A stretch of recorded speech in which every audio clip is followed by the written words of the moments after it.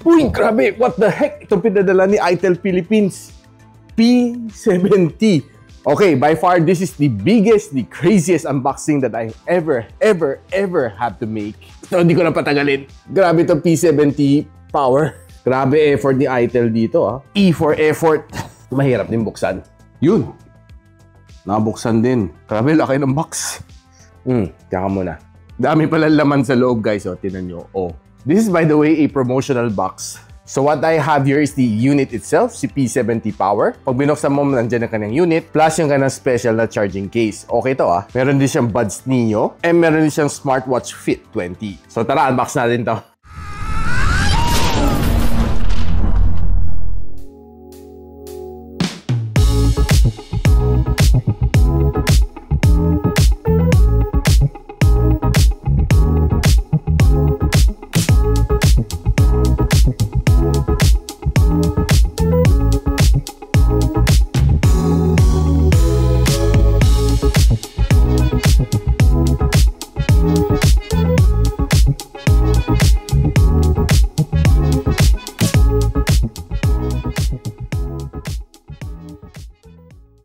Now, ito si itel Power 70 na may 4 gigs of RAM and a 256 gig of storage. Ito ang magiging kanyang presyo. And it also comes together with this one as a bundle, ang kanyang charging case. More details on the description box below kung saan mo siya pwede mabili.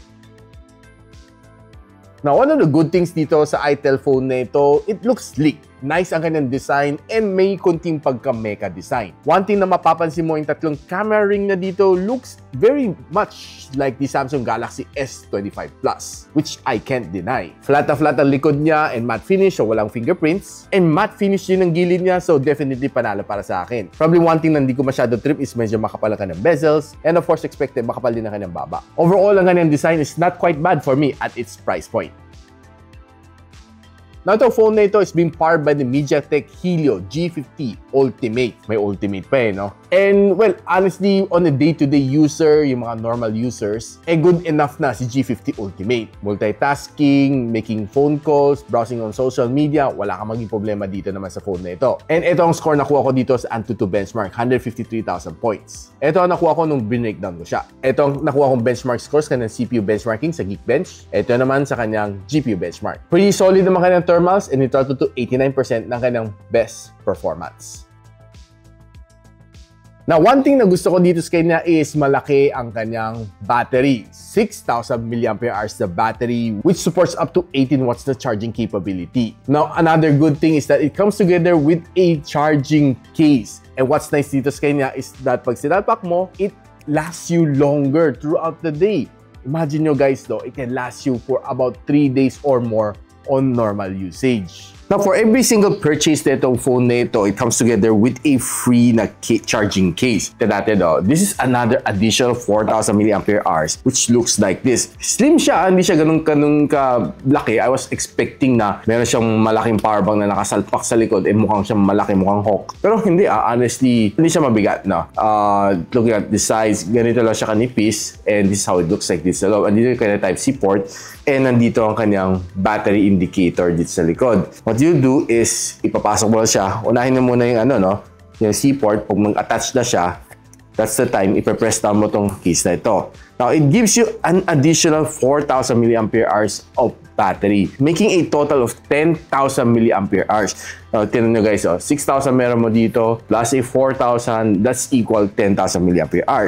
Now, in order to charge, mapapansin mo hindi siya charge, no? What you need to do is just to press itong button na ito. Yan, iilaw siya. Makita mo dito sa kanyang dynamic island, mag-charge na siya. Ganito siya. Yan. So you won't run out of juice, no? So what's nice dito sa kanya is that it can last you for siguro 3 days or above if you're using normally. Dahil sa kanyang normal na battery na 6,000 mAh, draining it from 100 down to 20%, nakakuha ako ng 15 hours of screen on time. Adding a 4,000 mAh means that it can give you at least a 10 hours additional, so it will bump it up to 25 hours of screen on time, which is quite massive. And honestly, hindi siya masyado nag-add ng weight. Yun ang talaga nagustuhan ko dito sa kanyang additional charging case, which is perfect for mga travelers out there. Nung itong phone na ito, standalone minano rate natin, it gave me a roughly 15 hours na screen on time, which is for me quite good, di ba? Now, this phone is IP54 dust and water resistant, and this one can resist yung mga talsik ng tubig, ulan, and pag nahulog mo siguro sa tubig, pulutin mo agad, there shouldn't be any problem dito sa phone na ito. And another good news guys is that this one comes with a 4 years na battery health guarantee, sabi ni itel. Remains to be seen, pero it's a good start. But take note, please do not use this pang underwater photography.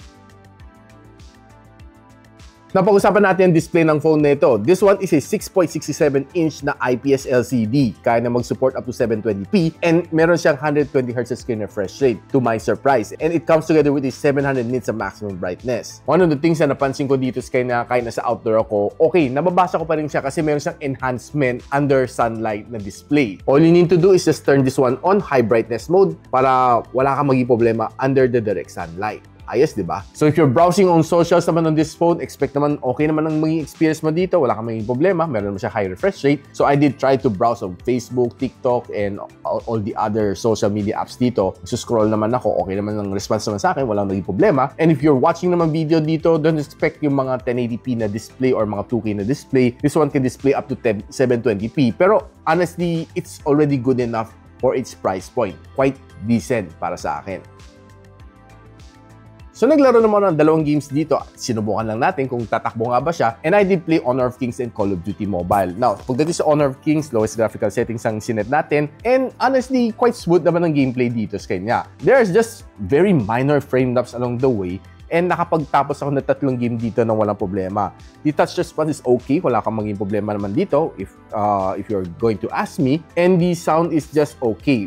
Probably you might want to use your headphone jack if you want to have a better sound experience. But overall, the gameplay ain't so bad. Yung nga lang medyo lower graphical settings nga lang siya. And pinakamainit na inaabot na dito is 44 degrees Celsius. Pagdating sa Call of Duty Mobile, malalaro itong game na ito at a lower graphical settings. And honestly, the touch response is quite okay. Wala kang maging problema dito. Probably the only thing na naging problema ko dito is yung kanyang sound. Dahil sa kanyang single sound output dito, you can only hear sounds coming from one side, yung footsteps. So you might want to use your wired or your wireless headphones just to enhance your gaming experience mo. Overall, the gameplay ain't so bad. And after 30 minutes, inabot tayo ng 45 degrees Celsius. Right now, pag-usapan na natin kanyang medyo Samsung S25 Plus looking na camera bump dito sa likod. And it starts off with a 13MP na main camera sensor which can shoot you up to 1080p and 30fps. And sa harap niya is a 8MP na sensor which can shoot you up to 1080p and 30fps as well. So guys, right now, check lang natin some photos na nakuha natin from the itel P70 na camera. Starting off with some of the outdoor shots na nakuha natin. Now, honestly, to be fair, not so bad itong kanyang camera na was able to take in some detailed shot dito sa mga simple rock shot na ito. And hindi siya nag-soften out. And another one is that not bad din ang nakuha na dito sa gumamela na ito. Pati mga kulubot nga, kitang-kita ko rin dito. Though one thing na hindi ko masyado nagustuhan dito sa shot na ito is yung orange, medyo namuti siya. I'm not quite sure why, pero there are still details preserved naman. Pero itong flower shot na ito was quite good. Yung colors niya is preserved and I just simply like the way it is. Ito naman mga ito, medyo overexposed nga lang ng konti. If you're taking a quick snap naman while traveling, makakuha ka naman some, well, nice, decent shot naman from this camera. And ito, figurine nito is medyo hindi lang siya ganun kalitaw. Tinry naman natin gamitin ng zoom lens niya and this is how it looks like. This is a normal shot and this is a 2x zoom shot. I would fairly say na clear pa rin siya after 2x zooming. And taking a building shot, well, honestly, wala lang masyadong details sa mga cloud na nakuha ko. Probably dahil gloomy. Now, if you're indoor naman, taking some product shot, okay naman. Not so bad naman mga nakuha natin. And focusing on a single subject is okay. And blurring all the way to the background. And taking a quick simple shot sa loob ng coffee shop is not so bad. Cozy naman tingnan. Here's a product shot naman na nakuha natin is not so bad. And checking some of this bin shot is pag zoom in mo, mapapansin mo, medyo soft na siya. Using zoom lens, trying to check the menu, this is a normal shot. And this is the 2x zoom shot. Okay pa rin naman, nababasa ko pa lang everything after zooming it for 2x. If you're trying to use kind of front-facing camera, I honestly say, ain't that bad. Was able to get some really nice details from my face. And sa outdoor, wala kang maging problema. Okay naman yung shot na ito. to my surprise, to be honest with you, hindi siya masyadong soften. Pero pagdating sa indoor, expect mo soft na siya kasi, well, yun lang naman siguro quality na kaya na ibigay sa atin. Pero not so bad pa rin ang shot na ito. Pero expect mo, pag zoom in mo, makita mo, soft na yung mukha mo. Now, using his front-facing camera to vlog, well, medyo overexposed konti yung kanyang resolution and medyo shaky siya. And using the rear camera, better ang resolution ng konti, pero equally said, shaky pa rin siya. Kahit ano sabihin mo. Now guys, ano masasabi ko dito sa itel Power 70 na phone? Honestly, sobrang okay siya. Yung kanyang battery life can last you 3 days or above. Siyempre, including tong charging case niya. For me, panalo siya, no? Lalo kung kasama ito. Especially for mga travelers, yung mga people always on the go na halos wala ka naman makita na charging port, di ba? And tamad ka magdala ng power bank. And this is definitely something for you. If you're just simply using it for day-to-day tasks, wala masyadong gaming, wala kang talo dito sa itel Power 70. Yung kanyang battery endurance is definitely one of the best so far sa kanyang price range. So ikaw, only battery ba ang hanap ninyo? Andito na siya sa itel Power 70. Kung gusto nyo malaman kung saan nyo siya pwede mabili, I'll link on the description box below. And if you like this video, don't forget to share it to your friends. And a quick sub is definitely awesome. I'll see you in my next video. And so, ako para si Richmond, and you're watching Gadget Sidekick. What's up? Like and subscribe to my channel. Don't forget to hit that notification bell. For one of my latest uploads, click the dito. And for one of my popular uploads, click here.